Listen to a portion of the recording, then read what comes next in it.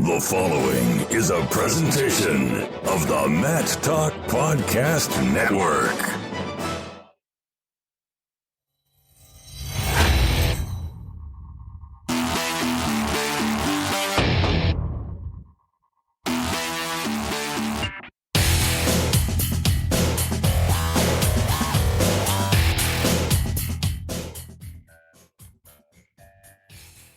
Almost doing this show for 7 years. I'm sitting there starting to wonder, do we have a Short Time Nation out there? Do we have a Matt Talk Nation? Yeah, I'll tell you how to be part of that upcoming soon. But for those of you who are regular listeners, welcome back to the Short Time Wrestling Podcast. This is episode 619. My name is Jason Bryant. I am your humble host. Well, you're not so humble host, although some people out there are making songs about me saying I'm a jerk. Yeah, you'll be hearing from my legal team here soon. But news and notes and nuggets and things of wrestling sorts of stuff. That's what this show is about. We had a pretty good wrestling event with Who's Number One, some high school kids swinging and determining who's number one in the flow rankings down there in Austin. But we have U.S. Nationals coming up in Coralville, Iowa. That is just outside of Iowa City at the Extreme Arena. I know that where I'm staying, there's a 30 hop right next to it, which is a lot of craft beer. And if you know, I'm developing into a bit of a beer snob. But that event, we've got Adeline Gray wrestling. We got Kyle Snyder wrestling. We got a ton of people wrestling. Granted, we don't have all the big guns, but we got enough to make it definitely worth your while. The seeds are up on themat.com. This is my first show since, getting through 15 hours of live streaming with International Podcast, a wrestling edition, over 20-something guests. And the Short Time show today is with Sam Eagan. He was the first guest of that segment, so if you missed it, this is a chance to go through, and we'll talk to Sam. He's a former wrestler at Wyoming, doing some podcast editing for Vice, and he was with CBS before that in Rocca's Mobituaries. So if you're a podcast nerd, a little bit behind the curtain, a little bit of wrestling and podcasting crossover here, that was kind of the intent with International Podcast Day. So over the next month or so, we will be repurposing some of those interviews you may not have seen or may not have heard, and also giving you the news updates, facts, and figures and such on here, the intro here on the Short Time Wrestling Podcast. Other things that are newsworthy, not necessarily in the sport of wrestling, but William and Mary, which I grew up about 20 minutes away from there. It's in Williamsburg, Virginia. I went to Old Dominion, as everybody that listens to this show pretty much knows. And William and Mary was at one point the parent of Old Dominion. ODU was a branch campus, junior college of the college, the Norfolk division of the College of William and Mary, as it was once called. Then it became Old Dominion College in 1960 and eventually Old Dominion University in the 70s. So I grew up in Newport News and Poquoson, which is basically smack dab in the middle between Williamsburg and Norfolk. You know, it's a school that hits close to home. I spent a lot of time up at the Greenleaf Cafe, which was owned by a former wrestler, and Paul's Deli, where my friend David Carter used to play on, I believe, Wednesday nights, if I'm remembering my fuzzy college years right. But their AD just quit.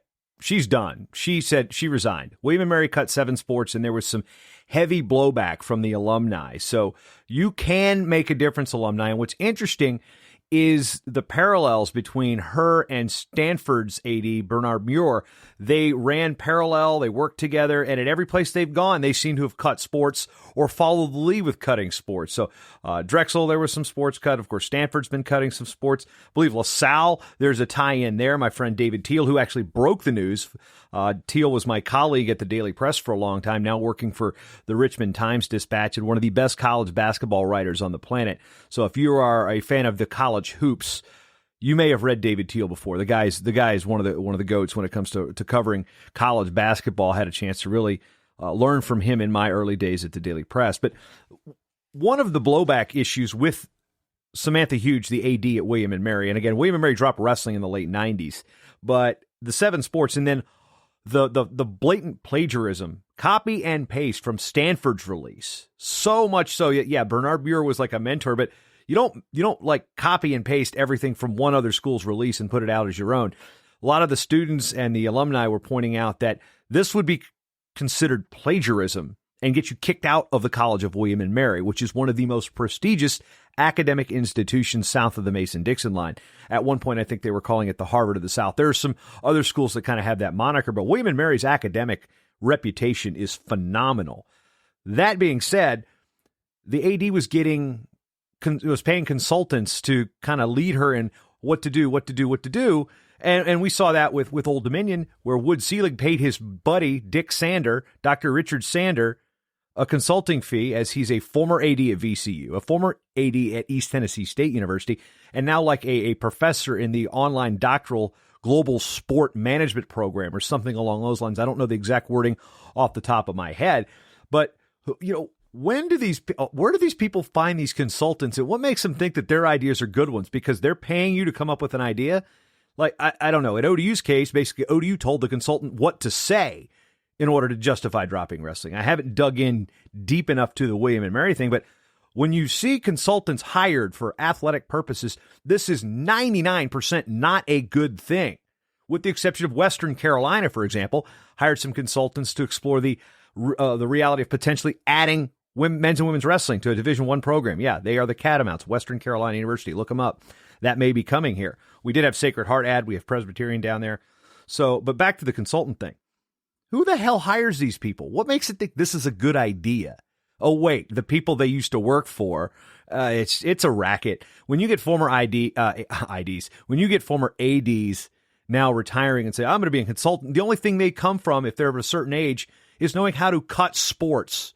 They don't know how to think outside of the box. So most of the time, I cringe when I see a former AD that has had to cut sports at their previous institutions become consultants, because the quick way is, give me my money. Hey, you're a buddy. Hey, Wood Selig and Richard Sander were planning a trip to the Final Four before all this stuff got done. So yeah, that's a real business relationship there. I'm not going to harp on the Old Dominion thing nearly as much here, but I do have FOIA requests to East Tennessee State University. And yes, I'm completely biased in this regard, but this is a wrestling show. You're going to get the wrestling perspective.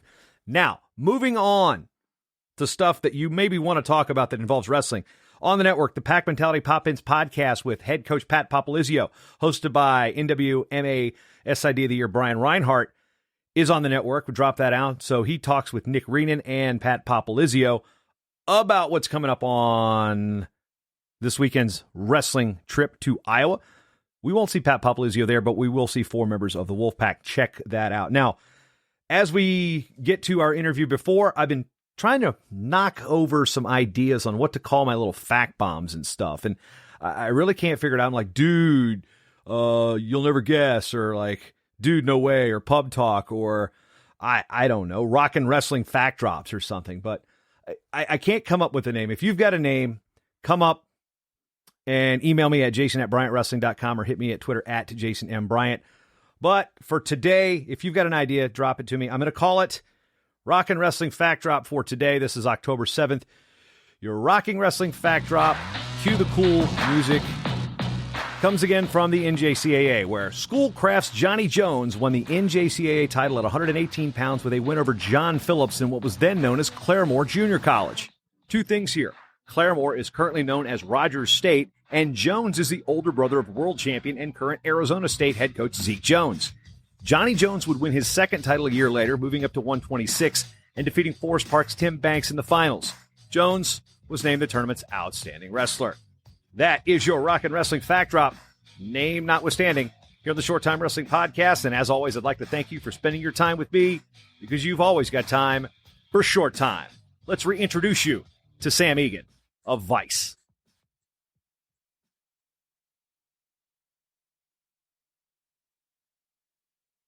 Cast day. For those of you who have no idea what the heck I'm talking about, this is a day created by Dave and Steve Lee back in 2014 to basically not just honor the medium, but to showcase the medium and the people in it.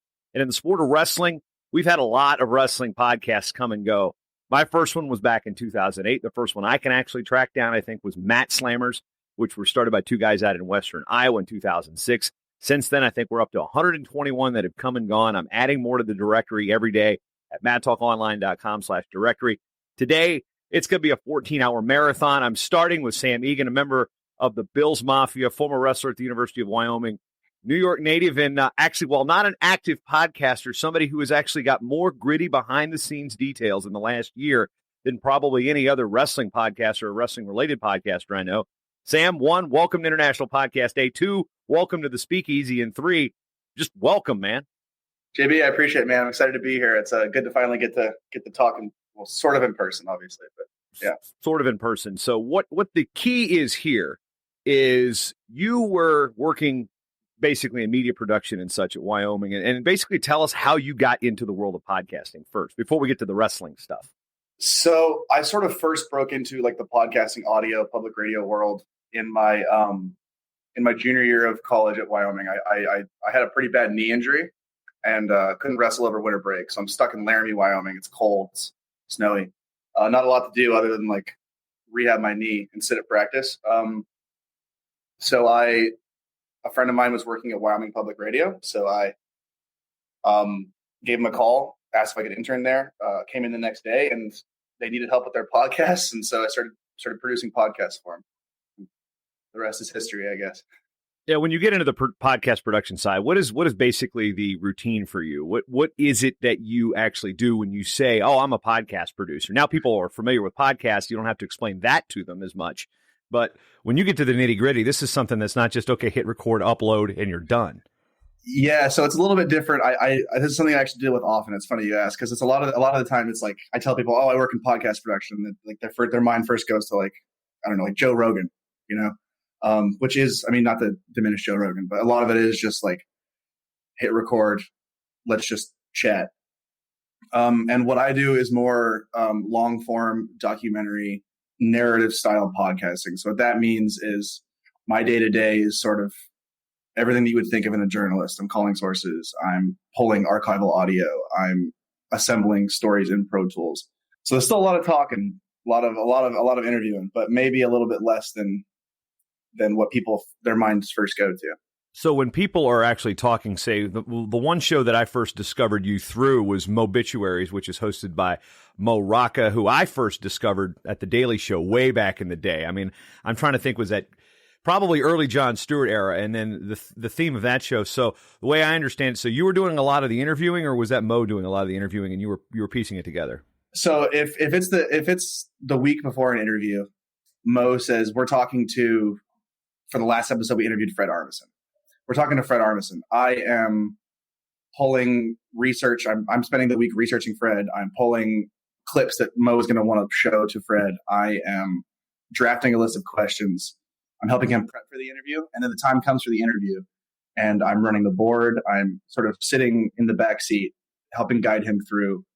At this point, I familiarize myself with the subject enough that if Mo has a question mid-interview, I'm the person who's supposed to jump in and say, "Oh, no, this," or "Oh, no, that."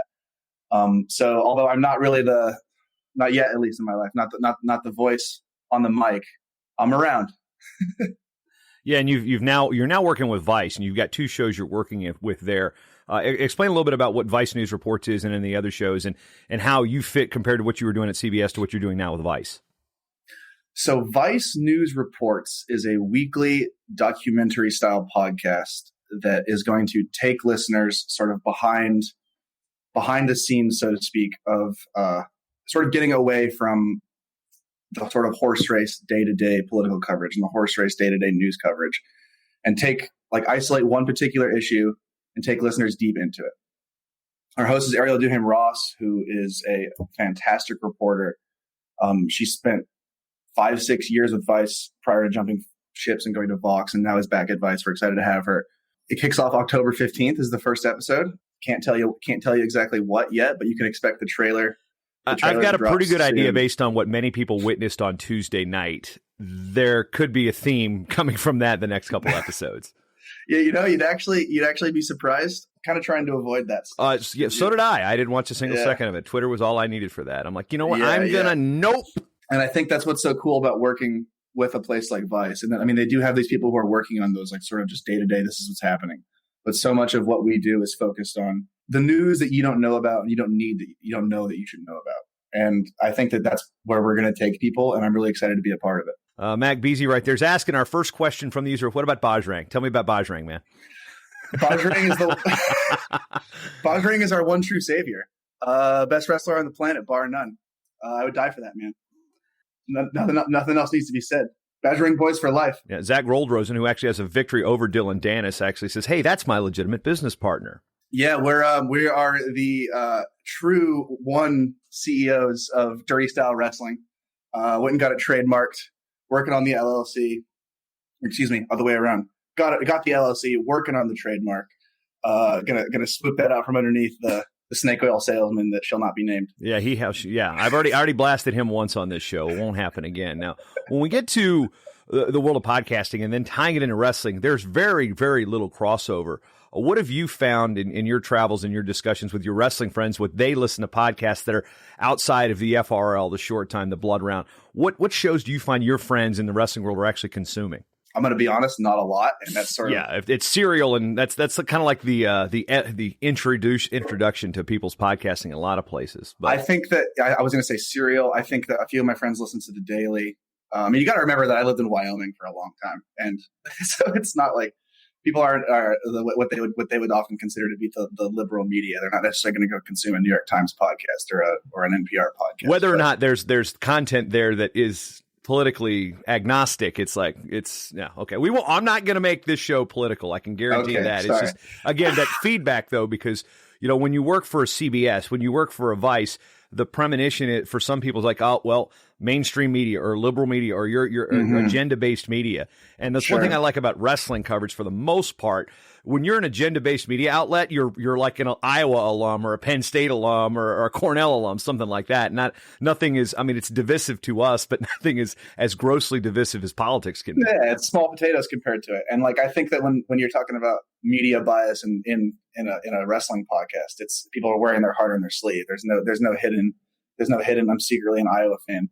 There's no hidden I'm secretly a Penn State fan. Everybody's owning it, and it's all good fun. Yeah, you find in wrestling, it's like, well, your alma mater, for example. I don't know anybody that hates Wyoming because it's like, okay, it's like the Minnesota Twins to me. It's like, oh, cool, good for them. And I don't mean that to disparage the great work that Mark Branch has done, but it's like until they start to threaten you, then they're just like, okay, I can root for Wyoming. Like Oklahoma State Cowboy fans are probably rooting for Wyoming, except when they come into Gallagher, Iowa, or return the trip up there.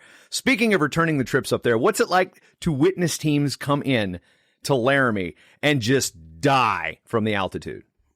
Oh, I loved it. It was definitely something that we banked on. It was something that, and I was always sort of even before I got to Wyoming, I wasn't necessarily the most athletic guy, but I was a goer. I'm with you there. So I knew that. Actually, I'm with you with the non-athletic, but I'm not much of a goer. So yeah. Got it. Well, I was a small heavyweight, so my logic was just pull on people's heads, take them down on a third, and then as many times as I got it. So it was just a cultural fit for me, and it was definitely something that we leaned into. And I'm sure people have told you this. There's nothing quite like feeling someone break, And Laramie is the place to do that. What people don't know is Laramie is I believe by altitude, the highest elevated Division I wrestling, the arena there. It's 7220. Yeah, because in Colorado Springs, where I live, most people think, oh, Denver, mile high. Well, that's 5,280 feet. Colorado Springs is like 60-something, and because Air Force is pretty high. But when you get to Laramie, I've drove through bits of Wyoming once. I've never actually spent any considerable time, unless you consider driving through Lusk on the way to Fargo considerable time. Really don't. I haven't really experienced that 8,000 feet altitude. Those of you who are kickball fans know that when, the U.S. goes into Ecuador for a friendly, that's over 10,000 feet. So it is, how much did it affect you when you first got to Wyoming? I'm originally from Utah. So I'd previously lived in altitude, so to speak, but I spent the last 5-6 years up in Western New York, where I think the elevation is like 100 feet. And it's also super humid. People always talk about the elevation, and that takes a while to get used to, and it really sucked. Don't get me wrong. I was huffing and puffing. But for me, for a solid year, it was so dry in Laramie because it's so high that my nose bled every practice. Oh, how about hand lotion? I remember moving to Colorado Springs, and I'm talking with Zeke Jones in the USA Wrestling office, and it's like, and I've got this just bottle of lotion. I'm sitting there just like, oh, I'm dry and crackly. It's just I felt like Ashy Larry from freaking Dave Chappelle. It's just really bad. It's bad. I remember my first few months, my neck bled a few times because I was a guy named Leland Pfeiffer, who's since graduated, but was like the ultimate just goer, just pull on your head. And he's just like, I'm a big fat freshman heavyweight. And he's just beating me up, and my neck is so dry, and he's just pulling on it. And we're like outside because it's preseason hand fighting. And I feel like it's like, I go and check, and there's like blood on my neck because my skin was so dry, and I'm so new. I didn't know what to do. And Branch is just like, wrap it up, man. I just have like a neck thing. It was bad. I think the elevation for me was it takes about a month to get used to. I think the first week is really, really bad, and it kind of shocks people. But I think you get used to it a lot quicker than people think. I guess the question I have is, how does somebody, okay, Utah, I wasn't aware of that, but the Western New York to Wyoming was like the what? So having lived out west before, going to Wyoming wasn't a stretch for you. Talk about, the journey to Laramie. So I was born in Salt Lake City, lived in Salt Lake until I was 13, 14 years old. My dad got a job in Western New York that moved us out to a town called Churchville, a tiny little dairy town. About 35 minutes outside Rochester, like 45 outside Buffalo, kind of smack dab between the two. So moved up there when I was 14, picked up wrestling while I was there. My first year there, had never done it in my life. Everybody else in my family were hockey players. So a lot of D1 athletes, but my dad played D1 hockey at Princeton. My uncle played hockey at Yale. Our other uncle played football at Utah. No one had ever wrestled. So I somehow found that. I'm remembering now. I haven't thought about this in forever. My dad brought home a flyer, and I wasn't really playing sports at the time. I was kind of just a lazy bum, and he was like, just sort of put it in my face, and he was like, "You're doing this."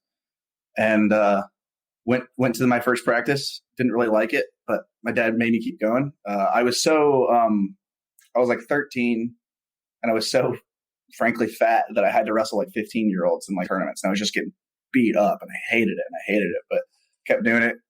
Got in better shape. I guess one thing or another ended up being not that bad. Got on the state podium my my junior year. And then the summer between my sophomore and junior year, I was going out to visit family in Utah. All of my extended family lives out there. And my dad mentioned in passing, he was like, "There's a camp in Wyoming, at University of Wyoming. Do you want to just like do like a double header and like spend a week with your family and then go out there to Laramie?" And I was like, "What? Why?" I was not into it. Gee, Dad, let's take a vacation first back to Utah, and then let's double up and go north, okay? And the thing is, like, even especially in Utah, I think there's sort of this reputation of like Wyoming just being people. The only reason people go to Wyoming from Utah is to buy beer. That's the only reason, because the beer is stronger. Well, actually, I believe Minnesota is the last state to do the 3-2 thing. I think every state has abandoned that. I remember. Do they do that still? I didn't know Minnesota did that at all. Well, it's because it's the only place you can get it in like grocery stores or whatnot. But yeah, so I and living. Let's see. I'm trying to think. Yeah, we'd have to cross the border to get certain substances like grain in Virginia, or if somebody had a military ID. So I'm familiar with the crossing of the borders to get. Like here, you got to cross the border to get spotted cow here in Minnesota to get the good old Wisconsin stuff. So. Anyway, when we get to the wrestling side of thing, of course, question there from another friend out in the Twitterverse. What does Sam think about the state of New York City wrestling? So, some may know I'm a high school coach with Grand Street High School in Brooklyn. Had a solid few years. I've been there 2 years. We've won the city championship back-to-back years. I think that New York City wrestling is growing. It's maybe not growing at the exponential rate that it was, peak 2011, 12, 13 when Beat the Streets was just taking over the planet. But it's steady, and I think it's more sustainable. Our team put a guy on the podium this year, took fourth in New York State. I mean, that's the best I ever did. Kid's solid. We put a kid on the podium the year before. I think this year we put 3 or 4 kids cumulatively from the state, maybe even 5. On the podium. It was one of the best finishes we've ever had. It's coming along, man. It's obviously got its trials and tribulations, so to speak. It's got its issues. I think the biggest being the way that New York City wrestling operates and high school sports operate. You can't join a high school team as a 7th or 8th grader because the schools are separate. There's not really school districts. Kids go to schools all over the city. They apply to different schools. So in New York State, everyone else upstate, Long Island, they can all start wrestling in 7th and 8th grade. So when you get to that state level, we have like our best guys a lot of them have never wrestled until high school. So they get good enough to get to the state tournament their junior, senior year. They've been wrestling 2 years. They're wrestling kids who, first of all, have been wrestling since they were 7. And second of all, been wrestling high school wrestling since they were 13. So there's this huge gap in experience that like we just have to accept and work with. I mean, like, control what you can and just don't worry about everything else. And that's what we try to do. But it's coming along. I think that it's only going to be up from here. And I think that like what I try to as I try to get our kids recruited. I mean, just some of the kids that we work with, like the stuff that they've been through in their lives. I mean, these are people that you want on your team. They're maybe not, if you're a college coach, they're maybe not they don't have the most accolades, but these are kids who are tough. They know how to fight. They know how to multitask. They know how to they're coachable, just great attitudes and great life skills. Couple more questions coming in from our friends in the Twitterverse. Is question one. I dig the Public Enemy poster that's just over your shoulder, having been an aficionado of Public Enemy since I was a kid. But the question is, what's the poster to the left of the bathrobe here? Right there? Yeah, that's a Red Hot Chili Peppers poster. Okay, got me there too. Should I show it, or what are we going to do? I mean, well, first of all, it depends on the album. So how old is that thing? It is really old, but it's not an album. It's a show poster. Okay, show poster. What year? That'll tell me what really old is in your mind. You see it? 89. Okay, that typically, that classifies as old. I was 10, so it definitely precedes Mother's. Pretty much, I think it's closer around the Mother's Milk era, if I'm not mistaken. Mother's Milk was 89. Okay, yeah, so I was nailed the era. Exactly. It was pre-Blood Sugar Sex Magic, which I think is where most people discover, at least of my age, discovered the Chili Peppers because, Under the Bridge, the slow, oh, wow, that's a cool song. And then they come in with some of the harder stuff. I remember my mom took the tape from me because I got it from Columbia House. And it's like had parental advisory, explicit lyrics on it. And she found it, yoinked it. So, 10th grader. So, it's, Blood Sugar Sex Magic is the best album, period, ever to me. That's my favorite band. Okay, got you. That is just such an amazing piece of work. I always think it's funny when you come across a song like that's buried deep in an album or something that's from an older track that you never heard get radio airplay. I mean, like Iggy Pop songs that show up as like television bed music. I mean, like I think The Passenger was it's like B-side, isn't it? Yeah, and it was one of the shows on like either Discovery or something like that. And then was it Me and My Friends or Fight Like a Brave? And was one of the tracks from Micro's Dirty Jobs. So it was, I can't remember right off the top of my head, but it's definitely, I was like, I know that hook. So, and they were in particular really into like B-sides in general. They have so much like unreleased music and so many B-sides still. And I think that I have probably dang near every song they've ever made on like my Spotify or like my Apple Music. Yeah, they're not my go-to. I mean, my go-to is typically kind of like, if you're an XM radio listener, like the Turbo, which is like the 90s 2000s metal. So before we get into the Nickelback crap, then we into the more of the Pantera. Give me the Tool, the Pantera. Give me the grunge from on Lithium. So that's kind of my with a side view of you got that. I saw him live at Lollapalooza with Korn and Snoop Dogg back in '97. Cool. Yeah. So, and Orbital, that's cool. Orbital closed the show with like this light show. We're getting way off the podcast. I'm fine with that because we're going to get a lot of this because we can only talk wrestling and podcasting so much. And Sam's got a hard stop at 9:30 Central Time because time zones are funny things when you go from mountain to eastern back to mountain back to eastern. Messes me up, but I'm actually going to be out in I'm heading out to Wyoming to sort of visit some friends for I think about a month. So I'm going to have to adjust. I'm going to be working like 7 to 3 every day at least. It's going to be kind of What's it like going from Laramie to like the biggest city in the world? It's so weird. I mean, even like, I think that there's this sort of, I tell my friends this, there's this like, when I was living in Laramie, I was sort of like the token city guy, even though like I lived on a farm in Western New York, but everyone was like, "Oh, you're the guy from New York. Like you're the city slicker." And then now living in New York, I'm like everybody's token hick friend, so to speak. Everyone's like, "Oh, you're the guy who lived in Wyoming." So I sort of stuck between two worlds. They could also blame that on being with the Buffalo stuff too. Oh, you're the hick from Buffalo. That's right. Even though Buffalo is like a city of 2 million, it's like one of the bigger cities in the country. I mean, there's more people in a city block than there were in Laramie. Something like that, right? Yeah, no. So I live in a neighborhood called Greenpoint, which is like the far northern, like the most northern tip of Brooklyn. And just in the like 10 block north-south area, there's like 75,000 people. And Laramie with the college is like 40,000, I think. And then without the college is like 25. Yeah. So what's a summer in Laramie like with no school or no mass students? I was talking about this the other day because we're doing we're working on a sports story that's sort of similar to this. It's sort of like it's kind of like the NBA bubble. It's just all you do is we went home, played video games, Some Busch Lights were for sure consumed. Official beer of Iowa. That's right. Is it the official beer of Wyoming as well? Yeah. Yeah. Okay. Yeah. It's just a slobber knocker between Coors and. My God. Yeah. We could play the Jim Ross drinking game all night here. But I'm a Coors man, but like I'm not going to turn down a Busch Latte. So it's just wake up in the morning. If you got a job, go work. I bartended. Must be hard if everybody's drinking Coors Light. Busch. I'm not I'm not a good bartender. It was like Coors Light, whiskey Coke, rum Coke, Coors Light, Busch Light. So I'm not making you a Cosmo. But so you wake up, go to work, go to practice, play video games. It's pure. It's just fun. And Laramie is like for 8 months a year, it's hell. It's cold and windy and miserable. But you live for those 4 months where it's 75 degrees every day and there's not a cloud in the sky and it don't rain. Love it. Like I cannot say enough positive things about Laramie in the summer. Those are some of the best memories of my life.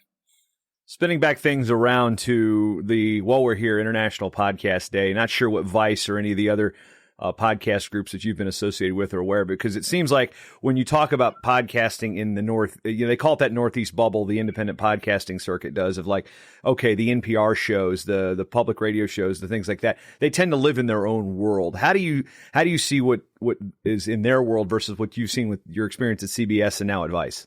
That's an interesting question. It's not something that I've thought about. I think that because you're pressing the buttons, you're not necessarily the voice and the distributor. You're not necessarily you don't seem like you have to be in the space in terms of the social discussion about it as much as you are in the trenches of building the shows.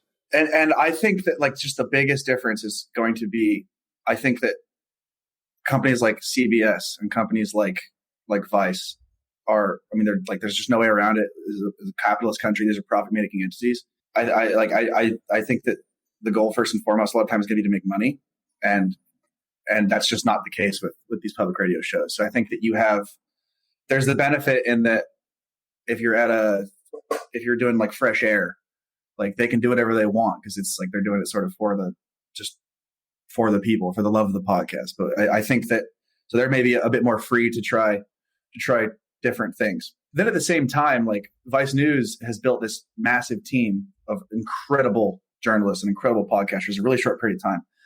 This time in April, there was like 8 people on staff, and we're sitting at 24 or 25 now. They've grown this huge team to do something completely new. There's this sort of freedom in not having what we do defined. We're making it up as we go. And I think it's going to change the medium in some ways. I think that I've always been really surprised that Vice didn't have a huge podcasting team. It seems like it was something that would very, very much fit their style of journalism, especially because like you can take a microphone places you can't take a camera. People are just less uncomfortable with a microphone. And yeah, getting off topic, but well, there's a lot of things that the podcasting community does that, when we think about our drama in wrestling, we think about whether it be, we were talking about media biases and things like that earlier. It's like, we kind of have that in the podcasting space where, like, for example, this show, this today, I sent it over to Pod News, which is a daily update about 2-3 minutes, and it got in there. And I'm like, yes, not everybody that's an independent has that opportunity. But again, guys like James Cridland are like, yes, we are. He covers everything from Australia independently. So that's a cool thing. So again, it's one of those things where you hear about, I think it's Nick Quaw's Hot Pod, or they're not going to pay attention to anything I'm doing because their shows and their newsletters about what they're interested in, which is mostly the Northeast and the NPR type of bubble type of shows. And I think it's also Hot Pod is looking at things that are just like sort of weird and different. Mm-hmm. And well, you want to talk about weird and different? 14 hours of wrestling podcasters. That's weird and different. This is weird and different. And I think that anytime you do something different, it's risky, but there's an opportunity there, an opportunity to stand out. And I think you're doing that. And this is cool. One of the last questions we got before we got to let you go is from our friend the Bulldog. Bro, do you even lift? I'm paraphrasing, by the way. TCOB. I'm just a caveman. I'm not down with your weird cryptic Diamond Club type of stuff. I don't. Yeah. If you have to ask, I can't tell you. That's on a bar somewhere, and it took me years to figure out what the last 3 letters meant. I do not lift. Bulldog, you know this. I don't lift. I don't believe in working out anymore. Branch took it out of me. He got it. He took everything I had for 4 years, and I periodically, probably once or twice a week, I go for a 3-4 mile run. I'm done lifting, man. I don't like it. I don't. Maybe that's why I was such a small heavyweight. Don't like lifting. 12-ounce curls. All right, last thing. Here's the pitch. Where can they out there if they're like, okay, we know Sam from Twitter, but wait, he has a real job that doesn't involve wrestling? He talked about wrestling, but you have a real job. Tell us about where we can check out these shows on Vice that you're working on. You can find Vice News Podcasts pretty much wherever you get your podcasts, Stitcher, Apple Podcasts, Spotify. Wherever fine podcasts are sold. Wherever they're sold. Free, by the way. These aren't sold. These are free. They are Painkiller is currently out right now. It's an amazing podcast about the fentanyl crisis. It's a long-form documentary. Did you? And I'm not going to make light of that crisis, but did you by chance get a chance to license Painkiller by Judas Priest as the song intro? We didn't. It's a lot of like moody synthy music. But it's cool. Rob Halford blaring this is that. Not quite going to do it for that show. Wouldn't fit the mood. But you can understand it. You can find Painkiller out right now. Vice News Reports comes out October 15th, and will be continuing weekly into early next year, every Thursday. The other show, which I actually can't talk about directly, but you can expect a documentary anthology series coming out that I work on in January 2021. And you can follow me on Twitter at Sam_Eagan. At Sam_Eagan. Our first guest to kick off International Podcast Day, Wrestling Edition, Sam Eagan from Vice. We'll be sure to talk about things you got going on. We'll actually bring you on for a proper short time. So, Sam, appreciate the time, man, and being the guinea pig here the first time out for International Podcast Day, Wrestling Edition. Happy to do it, JB. This is awesome. Good talking, man. See you later.